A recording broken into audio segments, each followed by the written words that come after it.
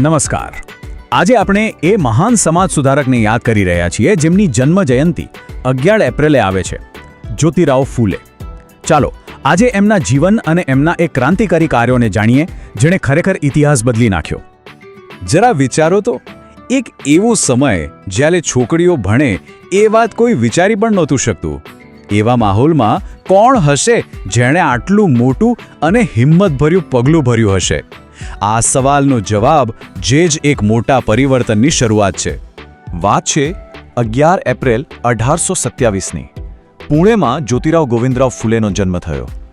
એ સમયગાળો કેવો હતો ખબર છે? સમાજ જાતિવાદ, ઊંચ નીચ અને ખોટા રિવાજોમાં જકડાયેલો હતો. બસ આ જ બધી પરિસ્થિતિઓએ એમની અંદર એક ક્રાંતિકારીને જન્મ આપ્યો. જ્યોતિબા ફૂલે એક વાત બહુ સારી રીતે સમજી ગયા હતા કે જો સમાજને મૂળમાંથી બદલવો હોય તો એનું સૌથી શક્તિશાળી હથિયાર બીજું કોઈ નહીં પણ શિક્ષણ છે. એમના માટે ભણતર એટલે માત્ર ચોપડીઓનું જ જ્ઞાન નહીં, પણ સામાજિક આઝાદી અને સમાનતા મેળવવાનો રસ્તો હતો. અને આ જ વિચાર સાથે વર્ષ 1848 ભારતના ઇતિહાસમાં હંમેશા માટે યાદગાર બની ગયું. કેમ કે આ વર્ષે તેમણે એક એવું પગલું ભર્યું જેની એ સમયે કોઈએ કલ્પના પણ નહોતી કરી. વર્ષ 1848માં જ્યોતિબા ફૂલે એમના પત્ની સાવિત્રીબાઈ ફૂલે સાથે મળીને પુણેમાં છોકરીઓ માટે ભારતની પહેલી શાળા ખોલી.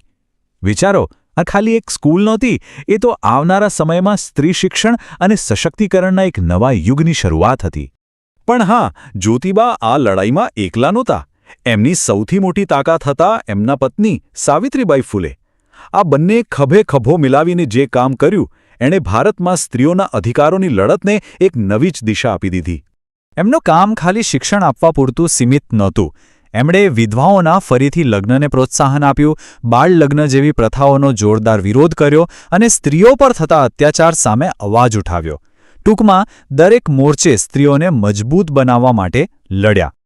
સ્ત્રી સશક્તિકરણની સાથે સાથે જ્યોતિબા ફૂલેની લડાઈનું બીજું એક બહુ મોટું પાસું હતું સામાજિક સમાનતા.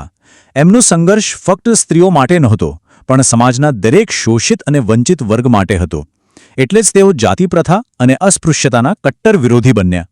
પોતાના આ વિચારને એક મજબૂત પાયો આપવા માટે એમણે 1873માં સત્યશોધક સમાજની સ્થાપના કરી. આ સંસ્થાનો હેતુ એકદમ સ્પષ્ટ હતો. કોઈપણ જાતિના ભેદભાવ વગર દરેક મનુષ્યને સમાન અધિકાર મળે. તે સત્ય અને ન્યાયની શોધ માટેનું એક પ્લેટફોર્મ હતું. ભલે જ્યોતિબા ફૂલે આજે શારીરિક રીતે આપણી વચ્ચે નથી, પણ એમના વિચારો અને એમના લખાણો દ્વારા તેઓ આજે પણ જીવંત છે. એમના સાહિત્યએ તો કેટલીય પેઢીઓને સામાજિક ન્યાય માટે લડવાની પ્રેરણા આપી છે. એમની સૌથી અસરકારક રચનાઓમાંની એક છે ગુલામગીરી.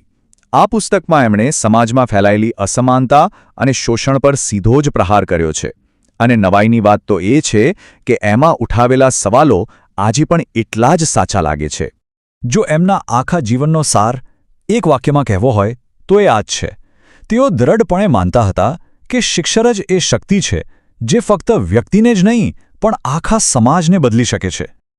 એટલે જ જ્યોતિરાવ ફૂલેનું જીવન અને એમનું કામ આજે પણ શિક્ષણ, સમાનતા અને સામાજિક ન્યાય માટે લડતા લાખો લોકો માટે એક મોટી પ્રેરણા છે.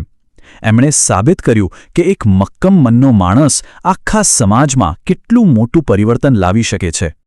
તો અંતે એક સવાલ આપણા બધા માટે છે. આજના આધુનિક સમયમાં જ્યોતિબા ફૂલેના કયા વિચારો આપણા સમાજ માટે સૌથી વધુ જરૂરી અને મહત્વના છે? શું એ શિક્ષણનો અધિકાર છે, સ્ત્રી સશક્તિકરણ છે, કે પછી જાતિભેદ વગરની સમાનતા? કદાચ સાચો જવાબ આ ત્રણેયમાં રહેલો છે.